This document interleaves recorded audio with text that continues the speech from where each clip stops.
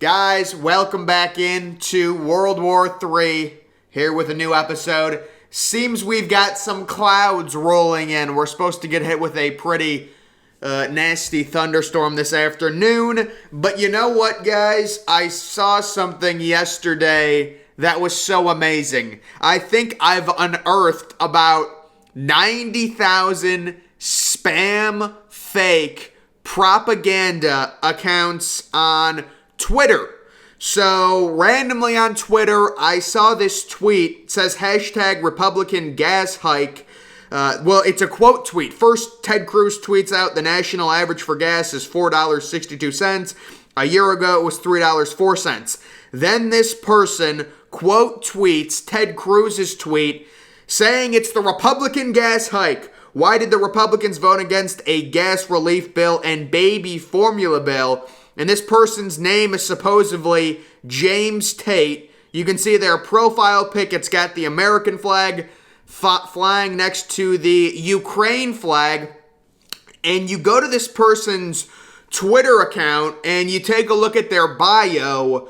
It says Democrat, hashtag climate change, hashtag good trouble, father of 3 wonderful kids, hashtag FBR, hashtag Biden Harris, hashtag BLM, hashtag Down syndrome awareness, hashtag vote blue, following 22,000 people, 23,000 followers, joined February 2021. So this supposed father of 3 joined Twitter about 15 months ago, and you take a look at in those 15 months, this father of 3 who apparently has a kid that has Down syndrome has tweeted 72,000 times in the span of 15 months, and he's followed 22,000 people.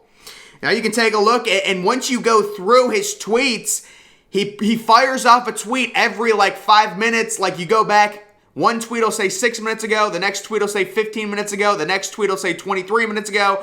I literally recorded a video of me scrolling down, and some of his tweets, I don't want to look into the eyes of any more kids and have to explain that what we're going to do when there's a shooter. So it's, anti-First Amendment speech. But you can just look through this entire account. It is a liberal propaganda farm. And then you take a look at some of the accounts it's following.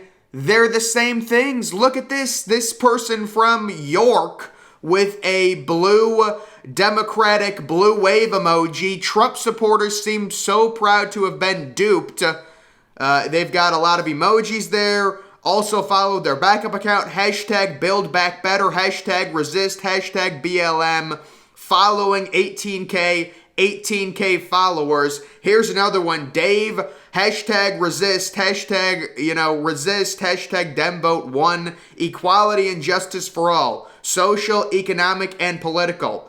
Stop the undeclared war on working people. No list. Following 25K, followers 27K. This person who created their account supposedly in August of 2020 has 180,000 tweets. So these are basically propaganda, liberal. And again, this is not just a liberal thing. I found these accounts that are liberal, but I've seen conservative ones too. Twitter has this crazy just bot account problem where they create these certain accounts and they've got them on timers and they all retweet each other and they follow everyone. So they do the whole thing where they follow for a follow back, and most of the accounts they're following, most of their followers are all bots, and they just keep retweeting everything within each bot.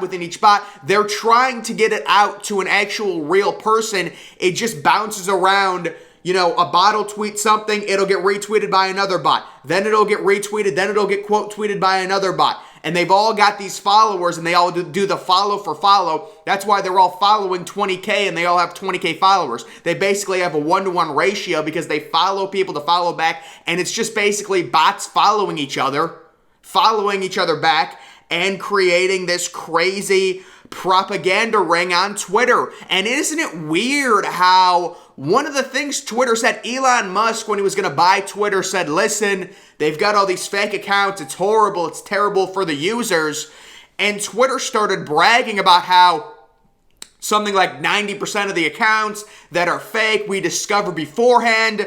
Well, I literally am looking at one account. They're following 90,000 people. They have 90,000 followers. Half the people they're following are fake. How is that account not detected? How is that person real? Or how is that person able to continue? Well, it's not a person, whatever it is. I mean, if you think that, a father of 3 who has like a Down syndrome kid is firing off, 300 tweets a day, all within this, all 5 minutes apart about liberal propaganda, it's ridiculous. Here's another one. And I think with some of these profile pics, like with this woman, Terry Loves America, no DMs, please. Democracy must be defended against tyranny. Travel anywhere. I visited over 40 national parks. They try and relate to people, so they say stuff like that. And you like these whole of the idea of their profile pics.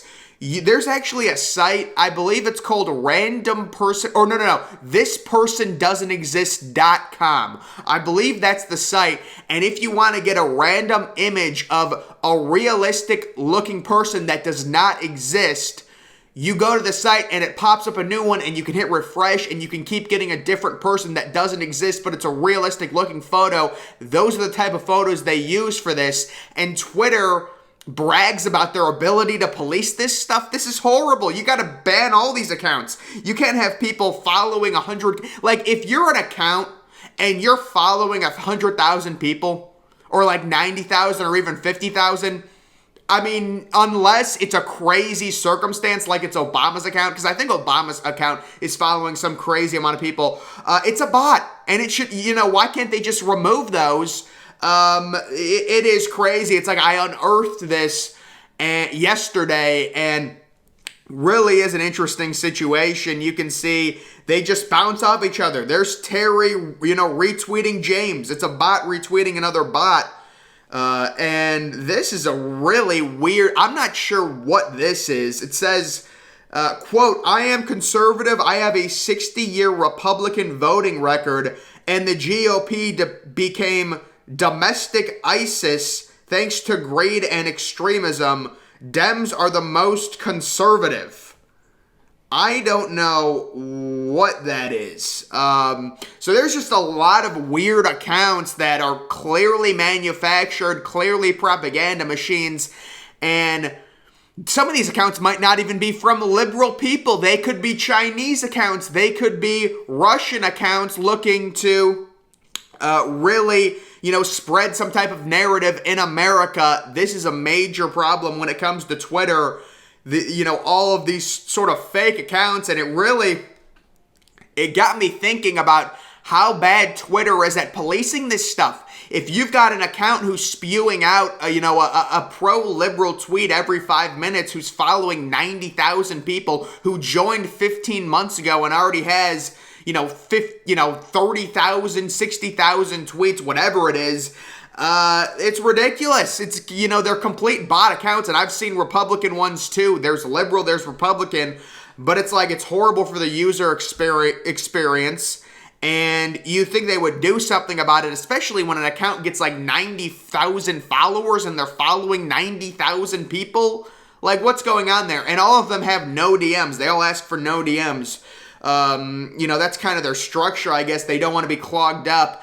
Most of the time, if you do something like where you follow a bunch of people, like say you follow 400 people, now Twitter actually has instilled limits. Like, you can't follow 1,000 people in the span of a minute, where you're just auto-following everyone. So I'm not even sure how they were able to follow 90,000 people that fast, unless it's a bot just auto-following everyone every minute and then waiting. But apparently there's like a limit to where you can only follow about 500 people per day on Twitter.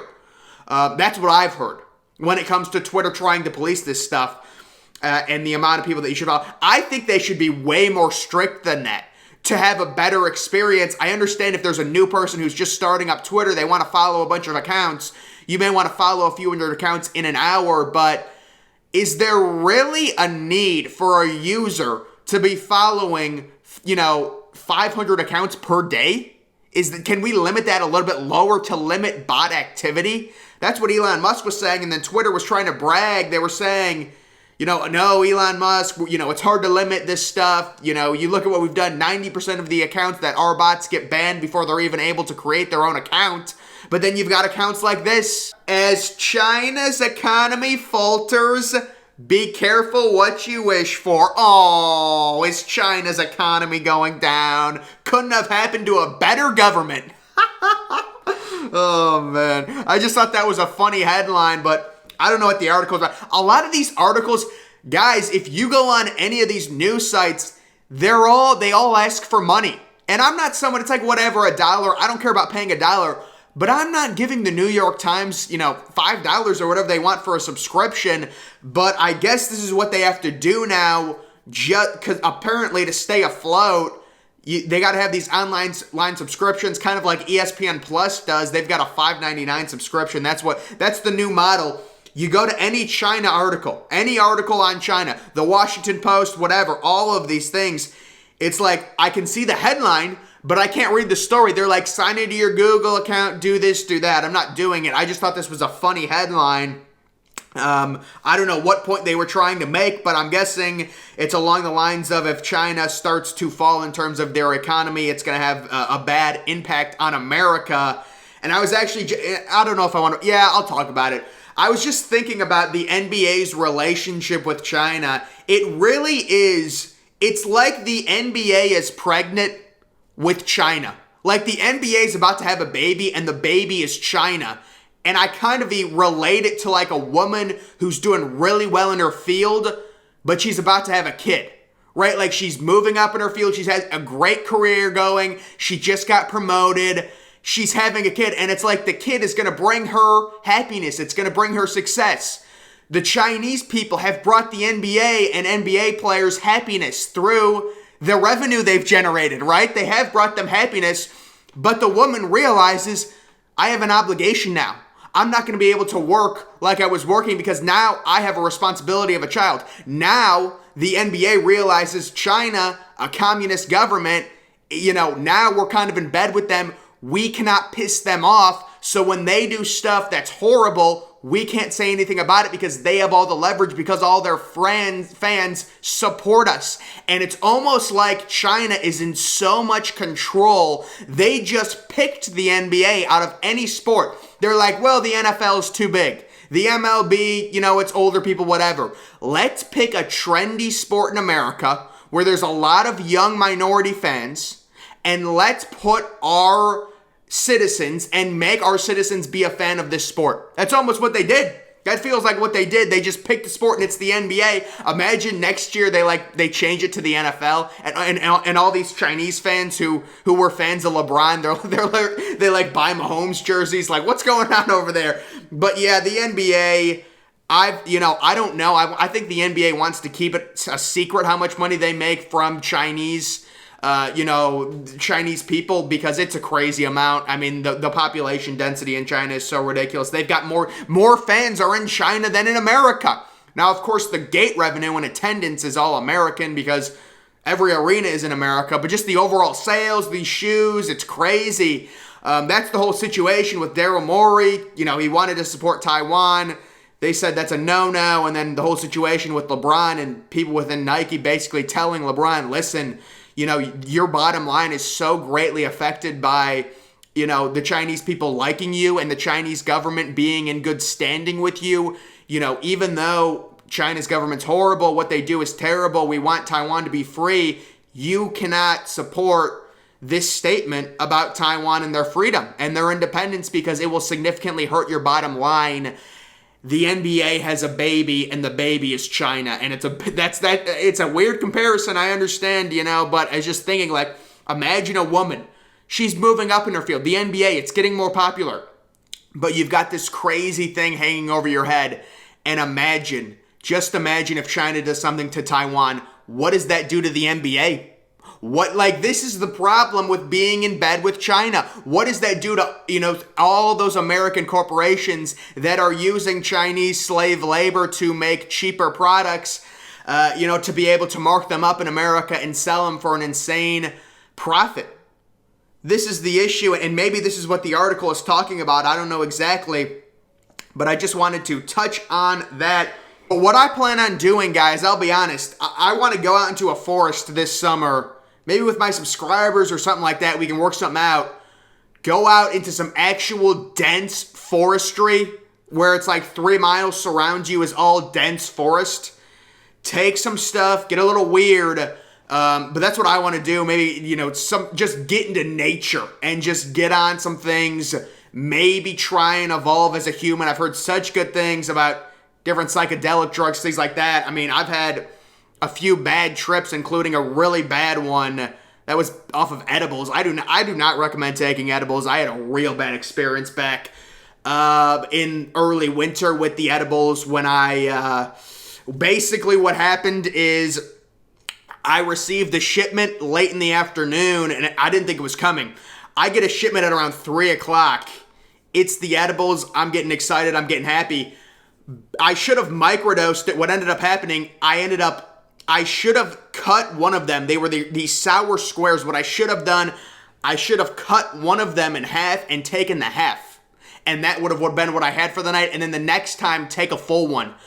What happened, I mean, listen, I'm dumb, I'm young, whatever, you do stupid stuff. I eat one of them, right? Because I think that's normal. Honestly, I think I would have been fine if I just would have eaten one. I have dinner at 5 o'clock. I eat it at like 5:30, whatever. About 6 o'clock, nothing's happening. The issue becomes I freaking took 2 more. And it caused a horrific chemical reaction through the digestion process of my stomach. And, I mean, long story short, I had a massive panic attack. The main issue was breathing for me. So, this is when it used to get dark in the winter. It gets dark at around 5:30, so it's dark at night. This is before Christmas. This is like in between Thanksgiving and Christmas, but it's like early December. This is early December. And I'm laying in my bed after taking 3 of these things, waiting for something to happen, and I start feeling this phenomenon where I'm laying on my pillow, and it felt like my head was going through my pillow, like going through the back of my pillow. And it was a nice feeling, but it really wasn't, it wasn't like I was like, oh my God, this is amazing. And then it turned, and I can't really recall the exact point it turned, but basically I started walking around, I started pacing, and I was like, okay, what is going on now? Like, there's something happening. This has never happened to me before. And I started walking around the hallway of my upstairs because it was like I was struggling to breathe and I couldn't sit down. And I don't know what happened. It got so bad when it came to my breathing to where I was downstairs sitting on my couch and I had to put my hand in front of my mouth and my nose to make sure I was breathing, like to make sure I was blowing air into my hand because I didn't know, because I was so effed up. It was a horrible situation. And the thing was, my mom was there, and she was like, what are you doing? Because I was so hunched over. I was like hunched over like this. I didn't even know, because that's like the only way I felt like I could breathe. She's like, you need to lay back. And I'm like, I can't lay back. I cannot breathe when I lay back. She's like, what are you doing? Then it got so bad, the swallowing. So this is the other thing. When I was going through this situation, the other thing was the swallowing. Whenever I would swallow, it felt like I was being suffocated. So, and you think of it like normally, like, just I like swallowed right now. You swallow nothing. Sometimes you swallow food. Sometimes you just swallow nothing. I don't know what it was with like swallowing, but like anytime I would get scared, and when I would swallow, I would have to like make an effort like to make sure I was still breathing. Such a horrible situation.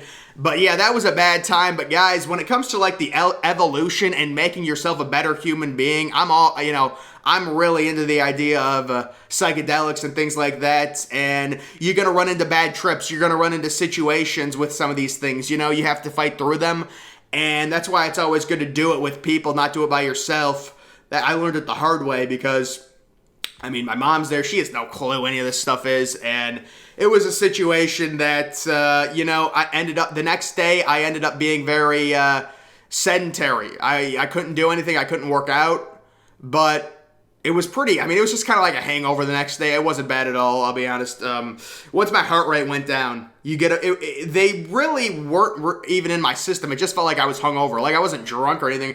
It's just like I was hungover the next day. So it was a situation, but guys, we go out into the woods or something. Think about this.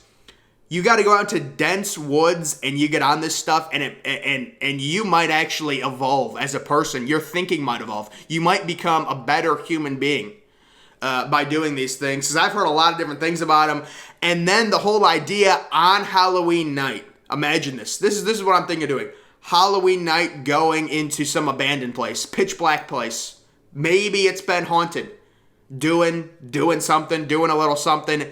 You will be, get on some psychedelics, you will be in a living hell. You'll be in a living hell. You'll see stuff, but it'll be a growing experience. That's the thing. It'll be a growing experience. It would be a crazy thing. On Halloween night, your blood pressure's already high.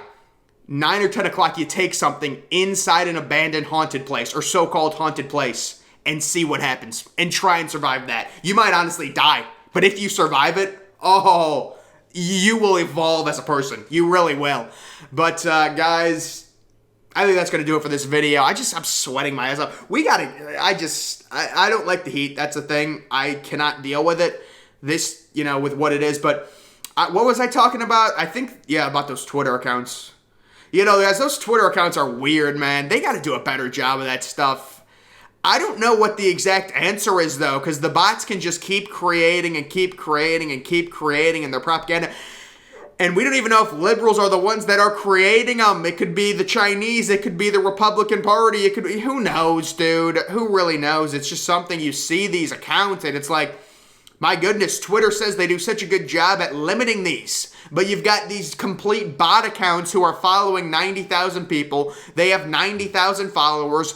75% of their followers are bots themselves. It's a horrible situation. Horrible. And it was just something that I wanted to talk about. It's funny. It is funny to see bots interacting with bots, and they all just retweet everything onto each other's pages. And it's like they're trying to get some actual human interaction and influence real people by retweeting it. They think if they retweet it all within them, it'll continue to spread out. And that's what they want to have happen. But guys, that is going to do it for this video. Make sure you're following me on Twitter. Link to that's always in the description. I'm, of course, the Depressed Ginger. Thank you for watching.